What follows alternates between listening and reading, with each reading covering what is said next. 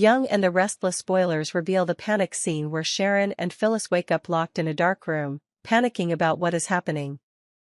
Sharon Newman wakes up in a cold room where she can't remember where she is. The alarm suddenly rings in her ears, causing an unbearable pain. She puts her hands on her head, feeling like some force is controlling her mind. The unfamiliar sounds make her confused and disoriented. She screams in confusion, "Who are you? What do you want from me?" Sharon looks around, her eyes searching for anything that can help her understand what is happening. A door appears in front of her, but it doesn't budge when she tries to open it. A feeling of desperation rises in Sharon's heart, but she can't give up. She bangs on the door, shouting, "Is there anyone? Someone help me!" But the silence only added to the fear and confusion in her mind. Was this some kind of nightmare game? Or had she really lost her mind? These questions kept repeating in Sharon's mind as she tried to figure out how to escape this mysterious cell. As the alarm sounded again, Sharon realized that this situation was very real. Not a dream, not a nightmare. Everything was real, and she had to find a way to get out of here. She looked down at the floor and saw a body lying motionless. "Phyllis?" Sharon asked, her voice trembling, touched by the despair of realizing that her best friend was there. She rushed over to shake Phyllis awake. Phyllis opened her eyes, squinting at Sharon before realization dawned. "Oh, no," she whispered as she realized Sharon was here with her. Phyllis began to wake up and see the seriousness of the situation they were both facing. She looked at Sharon, her eyes filled with worry and fear. Yet part of her didn't want to despair. Phyllis knew that once they calmed down together, they could figure out a way out of this. "Sharon, we have to stay calm," Phyllis said, her voice trembling but determined. "Don't let fear take over. Together, we'll figure out a way out of this." Phyllis looked around the dark room, trying to take in any details that might help them. But the room seemed to be filled with nothing but gray walls and dark shadows, making everything seem more confusing than ever. Sharon took a deep breath, trying to control her confusion. Are we in some kind of game? Or are we just pawns in someone else's hands? Sharon wondered, unable to deny the growing unease in her heart. "We can't let ourselves be pawns in this game," Phyllis said, her voice hardening. "We have to find a way to regain control. There must be a way out." With that, the two women began to work together to find a way out. Sharon searched the room for items, while Phyllis tried to remember anything that might help them decipher the situation. Although they were somewhat frightened, they both knew that only they could help each other escape this cell. But then, a strange noise rang out in the room, causing Sharon and Phyllis to stop, alert. It was the sound of a door opening from somewhere in the darkness. Both stood still, hearts pounding in their chests, not knowing what would happen next. They had to make a quick decision, risk trying to escape or continue facing an unforeseen confrontation. The game becomes more dangerous and complicated. Will Sharon and Phyllis be able to uncover the truth behind the game, or will they be trapped forever in the dark trials of the hidden enemy? Everything is still unknown, and both will have to face events that no one could have predicted. In the dim light of the dark room, Sharon Newman and Phyllis Summers sat close together, panicked and unsure of what to do next. The room was filled with unfamiliar sounds, and what made them even more confused was the man's voice that echoed from somewhere in the darkness. The voice was full of hatred, carrying a menace that made both women unable to help but feel fear. "Who are you?" Sharon whispered, her voice trembling. "What do you want from us?"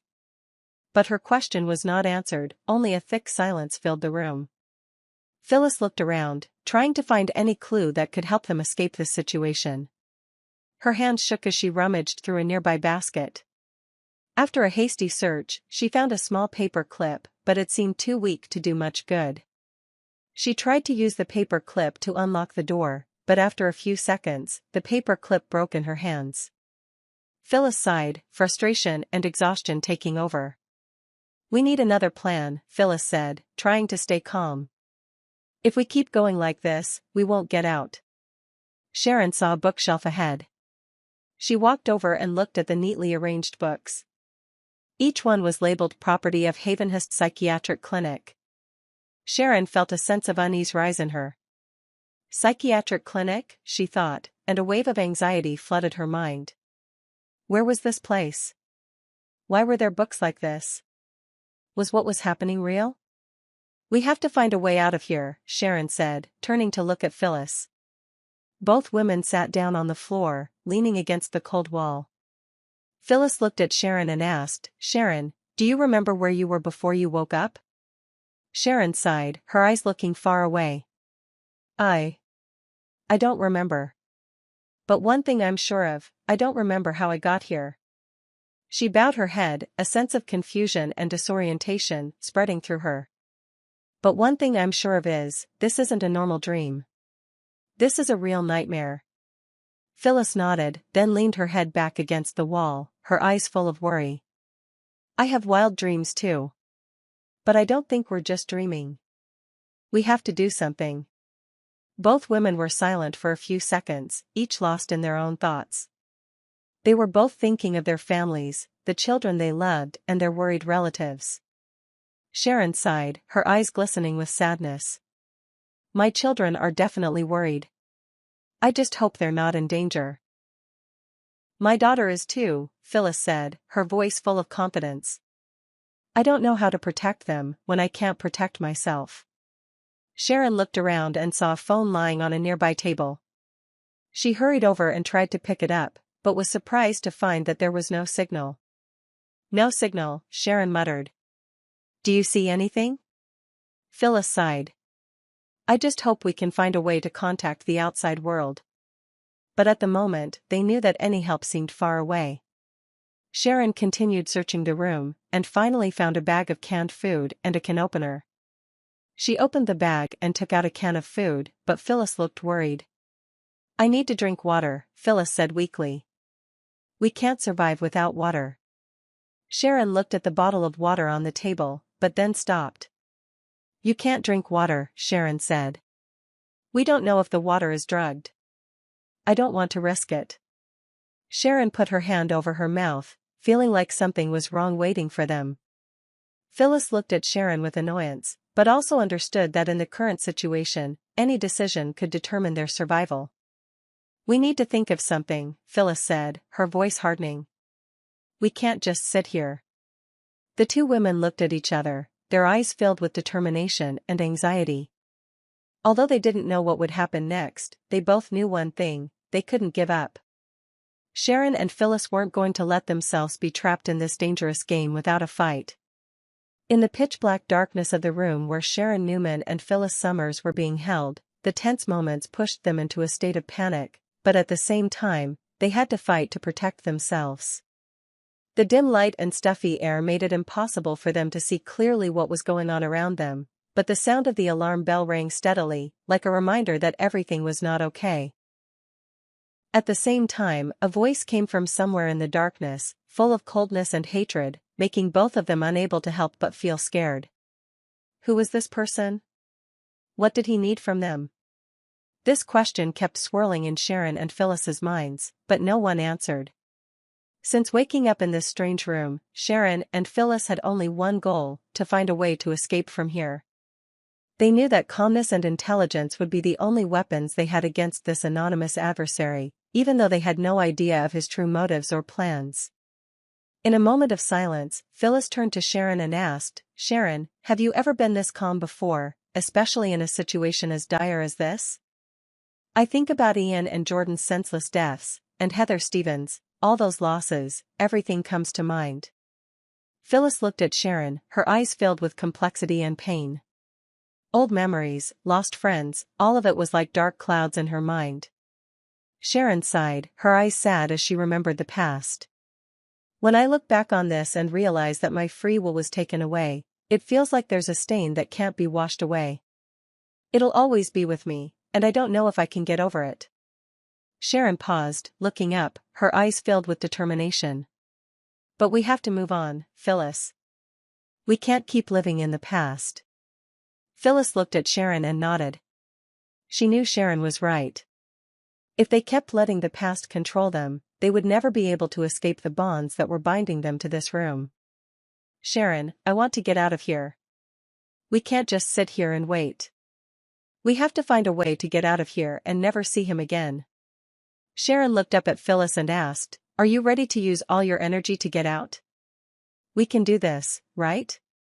She looked at Phyllis seriously, determined not to let herself fall before these challenges. Phyllis took a deep breath. I don't know. But I do know one thing, I don't want to be here anymore. She looked around the dark room again, searching for any clues that could help them escape. There was no time to think much, Phyllis was determined to act. Suddenly, the alarm rang again, once again breaking the silence in the room. Sharon felt her heart rate increase with each ring, and then, another sound rang out, a strange melody. It was a song, a strange song, dark and mysterious. Sharon and Phyllis looked at each other, not understanding what was going on. Phyllis couldn't take it anymore, she shouted, hey you freak! What do you want? Phyllis's voice was full of anger and panic, but also reflected her determination to find the truth. Sharon looked around, surprised by the song, trying to find any sign that could link it to what was happening. Does this song sound familiar? Sharon asked, trying to see the situation from a different angle. She had a feeling that there was some hidden message in it. Phyllis just shrugged, looking unconcerned. Never mind, Sharon. I don't need to understand all this. I just need to get out of here. Phyllis dismissed all thoughts of the song, assuming it was just another mind game played by that mysterious person. She just wanted to focus on getting out and not letting herself fall any further. Phyllis, I understand how you feel. But we have to try to stay calm, Sharon said, her hands gripping the bed frame, her eyes still glued to the closed door. We need to find a clue. Anything that can help us. Phyllis looked at Sharon, her eyes filled with worry, but also determination. Are you sure we can get out of here? Phyllis asked, her voice now filled with determination. We've faced so many challenges already, and I can't just sit around waiting to die. Sharon nodded. Of course. We're going to get out of here, Phyllis. We can't let that person win. Both women sat in the darkness, feeling the tension and danger lurking around them. However, one thing was clear, they would not give up. Both Sharon and Phyllis knew that they had to keep their faith in each other, search for clues, and fight their way out of this room. Amidst strange sounds, alarms, and a strange song, they would face even greater challenges. But one thing was certain, Sharon and Phyllis would not be defeated, would not let these challenges defeat them. They would fight to the end, find the truth, and find a way out of the dangerous game that the anonymous opponent was playing with them. In the quiet darkness of the room, the alarm clock rang again, not once, but several times in a row, like a constant warning gnawing at Sharon and Phyllis's minds. The sounds not only tore apart the quiet space, but also hit their nerves, making them both feel like they were trapped in a cruel game that they could not fully understand. These alarm clocks rang out regularly, like a reminder that, if they did not act, they would never escape this place. Sharon pursed her lips, trying to stay calm as the alarm clock continued to ring. Here we go again, Sharon said, her voice filled with exhaustion. Phyllis could no longer hold her patience. She stood up, shouting, okay, enough. Can someone stop this noise? The feeling of discomfort inside her flared up, her frustration evident in every move Phyllis made. Finally, when the alarm clock ended, a strange sound rang out, not a bell, but a sad, gentle song, but containing an extremely lonely feeling. The music not only made the space darker, but also hit Phyllis's emotions, making her feel like there was an invisible force trying to crush her mind. Phyllis frowned, her anger flared up. What the hell is this? She snapped. I don't want to hear this. Who is playing this game? Phyllis couldn't stand it anymore, she started banging on the door, urging the kidnapper to answer. Open the door, you freak. Phyllis shouted, hoping that her scream would be able to stir up the attention of the person opposite. Sharon looked at her friend, partly feeling that Phyllis's anger was justified, but the other part felt a sense of unease rising within her. Phyllis, wait a minute. Does this song sound familiar? Sharon asked, trying to stay calm, but the doubt in her heart wouldn't stop. Was it a message from the kidnapper? Or just part of the mind game he was playing on them? Phyllis was losing patience, she kept pounding on the door. Don't you understand, Sharon? I don't care how familiar this song is. I just want to get out of here. Phyllis said angrily, not wanting to waste time on the kidnapper's pranks at all. Sharon saw the urgency in Phyllis's actions, but deep down, she couldn't help but feel that there was something strange about the song. Phyllis, remember, maybe it's a sign, something important. Sharon tried to suppress her panic. Maybe this song is sending a message.